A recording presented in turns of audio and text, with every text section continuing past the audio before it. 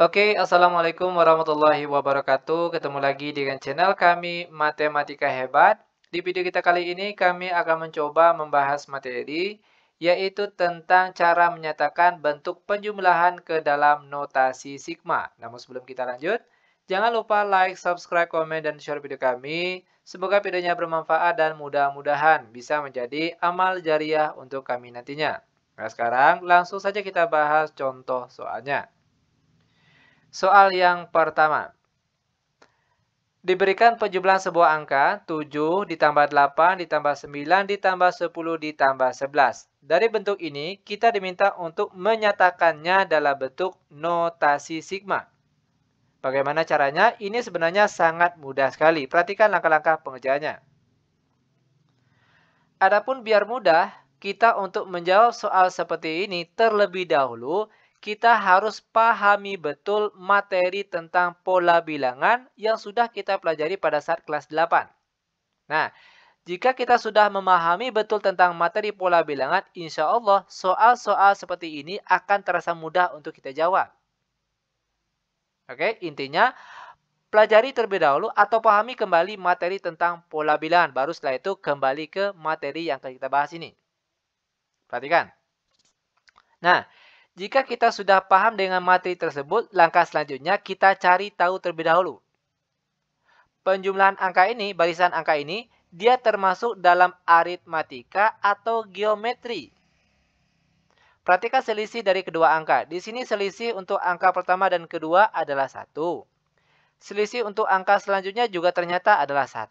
Begitu seterusnya juga 1. Itu artinya karena selisihnya sama, maka dia termasuk dalam barisan dan deret aritmatika.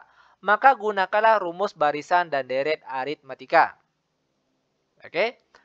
Nah, selanjutnya, setelah kita tahu kita menggunakan rumus aritmatika, kita cari lagi rumus suku Kn-nya atau rumus suku Kn.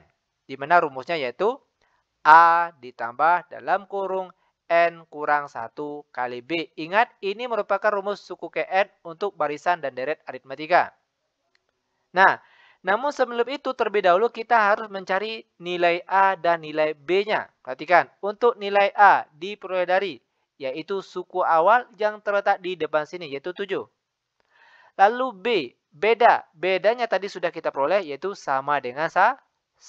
Itu nilai bedanya atau B. Nah, sekarang kita kembali ke dalam rumusnya tadi. A-nya tadi yaitu 7. Ditambah N kurang satunya tetap, lalu dikali B. B nilainya adalah 1. Sama dengan 7 ditambah N kurang 1 kali 1. Maka hasilnya tetap N kurang 1. Sama dengan N, lalu 7 dikurang 1 hasilnya positif 6. Ini dia rumus suku Kn-nya. Nah, setelah kita mendapatkan rumus suku Kn-nya, barulah kita bisa menyatakan bentuk penjumlahan angka ini dalam notasi sigma. Perhatikan caranya. Sigma, oke, yang dimana bagian bawah sini kita tulis K sama dengan 1. Ingat, dia selalu mulai dari K sama dengan 1. Apa maksud dari K sama dengan 1 ini? Dia mulai dari suku pertama atau suku ke-1. Perhatikan. Suku ke-1, suku kedua, suku ketiga, dan seterusnya. Nah, sedangkan untuk batas atasnya sini diperoleh dari, tinggal kita hitung ada berapa banyak angka yang ada di sini. 1, 2, 3, 4, 5. Itu artinya untuk angka di atas ini kita tulis 5. Dan untuk rumusnya bagian sini diperoleh dari rumus suku Kn yang sudah kita cari tadi. Dengan catatan N-nya ganti dengan K. Maka jadinya yaitu K ditambah 6. Ini dia jawabannya.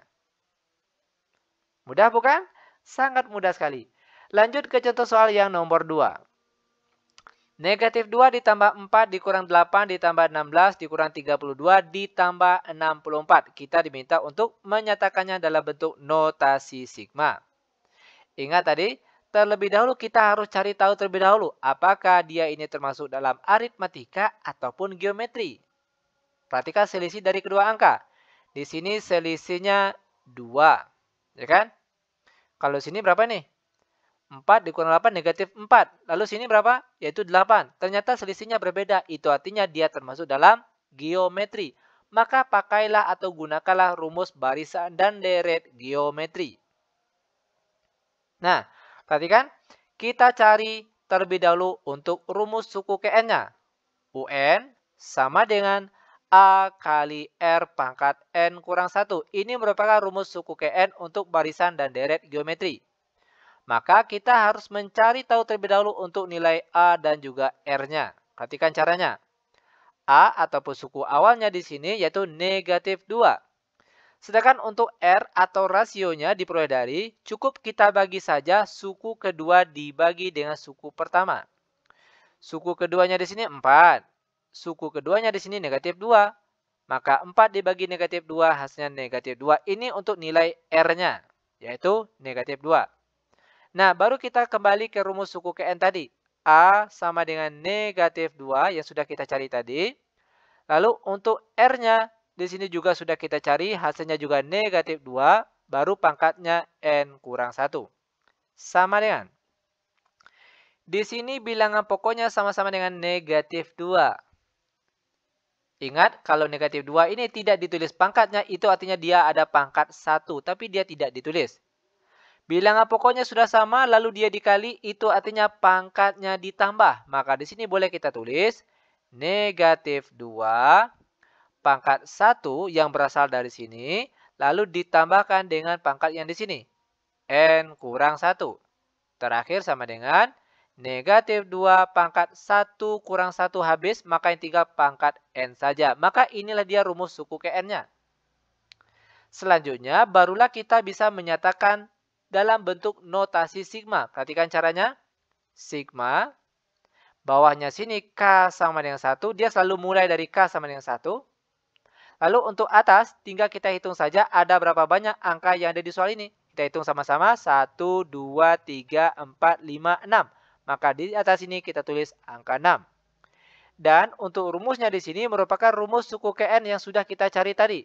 Dengan catatan N-nya ganti dengan K. Maka jadinya negatif 2 pangkat K. Ini dia jawabannya. Oke, lanjut lagi biar benar-benar paham. Sekarang perhatikan contoh soal yang nomor 3.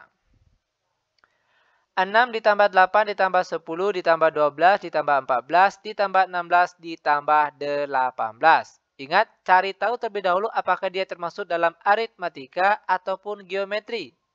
Perhatikan selisih dari kedua angka. Di sini selisihnya 2. Di sini juga selisihnya 2. Sini juga 2. Dan seterusnya ternyata semua selisihnya sama, yaitu 2. Karena selisihnya sama, itu artinya dia termasuk dalam barisan dan deret aritmatika.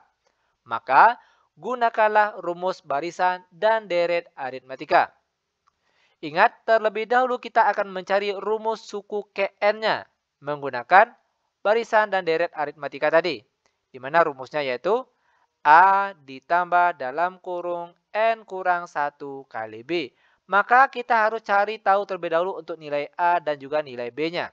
Perhatikan. A suku awal, yaitu angka paling depan di sini, nilainya 6. Lalu untuk B, beda sudah kita cari tahu tadi, yaitu sama dengan 2. Selanjutnya kita balik ke rumus tadi. A ganti dengan angka 6, lalu ditambah dalam kurung N kurang 1 kali B. B di sini yaitu nilainya 2. Sama dengan 6 ditambah 2 kali N hasilnya 2N. Lalu 2 kali negatif 1 hasilnya negatif 2. Sama dengan 2N. Lalu 6 dikurang 2 hasilnya positif 4. Ini dia rumus suku Kn-nya. Selanjutnya barulah kita bisa membuatnya dalam bentuk notasi sigma. Perhatikan. Sigma di mana angka di bawah sini yaitu K sama dengan 1, dia selalu mulai dari K sama dengan 1. Sedangkan untuk angka di atas tergantung dari berapa banyak angka yang ada di soal sini. Kita hitung sama-sama 1, 2, 3, 4, 5, 6, 7. Maka angka di atas ini yaitu 7. Dan untuk rumusnya di sini diperoleh dari rumus suku Kn yang sudah kita cari tadi. Dengan catatan N-nya ganti dengan K. Maka di sini jadinya 2K ditambah 4. Ini dia jawabannya.